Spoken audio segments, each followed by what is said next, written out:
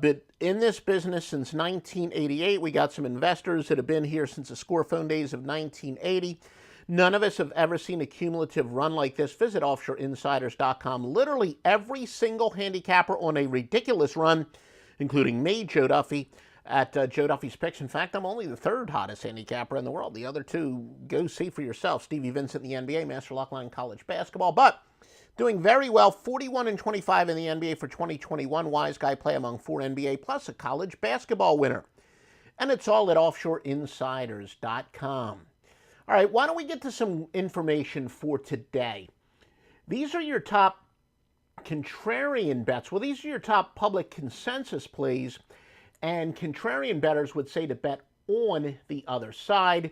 Again, this is based on number of bets, not the number of money, because if you believe in contrarian plays, therefore fading a $5 player, a $10 player, a guy that plays, $10 14 parlays, that's even more important than a guy bets $1,000 a game or $10,000 a game. So this is based on percentage of bets. An added game, Alabama State, your top consensus play of the day with 72% of tickets on them.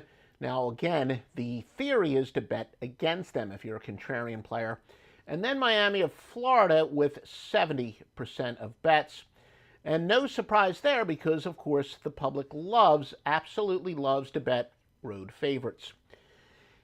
In the NBA, nothing really that overwhelming. Golden State, but there's been a line swing, but Golden State, 63% of the bets.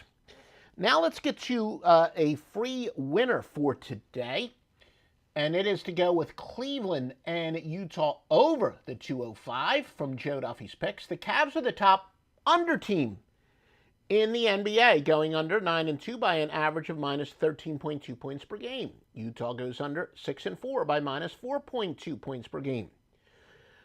So wait, you heard me say over, but then I just told you that these are two great under teams, right? Did I misspeak? No, I didn't misspeak. Two cumulative under teams regress to the mean and go over. Yes, I said two under teams, when they meet, they go over. 769, 556, and 25. Also, one of our top simulation programs, and yeah, you might be able to recognize which one it is, but that's okay. We're not going to tell the world all of our secrets, but it's not like we believe that the world doesn't know where to get this great information. But we got a good simulation program that's been good for corroborating stuff. They have 67% of the simulations are going over the total. Once again, 67% are going over the total. Again, a lot of ways to support the podcast, including, if you're watching the video, what's on your screen right now. Now, who have been the top teams in the NBA this year to bet on? Now, this is, again, the rankings are based on margin of cover. Again, margin of cover is pretty basic. If a team is a 10-point favorite, they win by 14, they are +4. The team that lost would be -4. So Charlotte is 6-5 this year against the spread, but covering by an average of 4.6 points per game. Dallas 5-4 by 4.2. And although Phoenix and Chicago both have better records, Phoenix 7-4 but +2.6, and Chicago 8-3 but by only 2.4 points per game. Now, who have been the best teams to fade in terms of margin of cover? Sacramento is 5-6, -5.7 points per game. Well, this is interesting. The LA Clippers 6-5, -4.3. Now, what's the lesson here? I'm going to tell you in a minute after I give you the standings. Minnesota 5-5 by -3.8. Miami's 3-5 by -3.5 points per game. But that really isn't surprising because it gets back to what we've been telling you all along. The NBA and the NFL especially are about regression to the mean. That's why you rarely see the same teams at the top or the bottom of the standing. So we use the odds makers' knowledge against them as a general rule of thumb. The bad ATS teams become good teams to bet on, and the good ATS teams become good teams to bet against.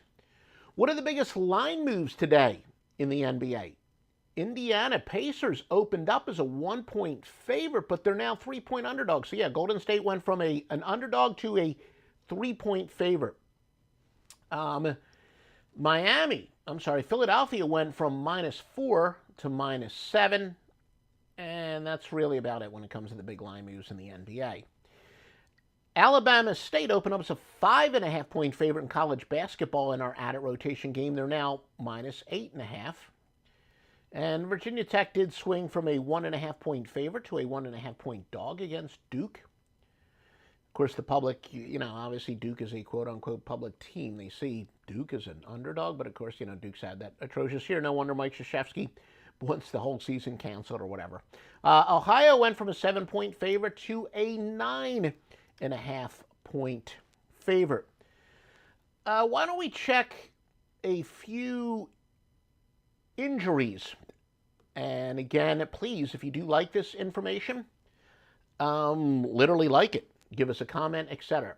Now, as far as looking ahead, Karl Anthony Towns should play on Wednesday for Minnesota for Brooklyn. Kyrie Irving is likely going to be out for several more games. Victor Oladipo is questionable for tonight, somewhere between questionable and doubtful. He is, of course, the center for the Indiana Pacers. And the 76ers going to have a couple guys that are going to be out for a while with the COVID stuff. Shake Milton, Tobias Harris are both likely out until the weekend. And that would be about it as far as major injuries in the NBA. But like I said, if you do like this information, please literally like us. If you're listening to on a Stitcher or iTunes or anywhere where they allow you to give us a rating, please, we would love it for you to give us a 5-star. It's your way of telling those specific carriers they should feature information like this even more, and it's your way of telling us you want more free information like this on a daily basis, and we appreciate your support. Please visit offshoreinsiders.com for the best handicappers and vetted sportsbooks.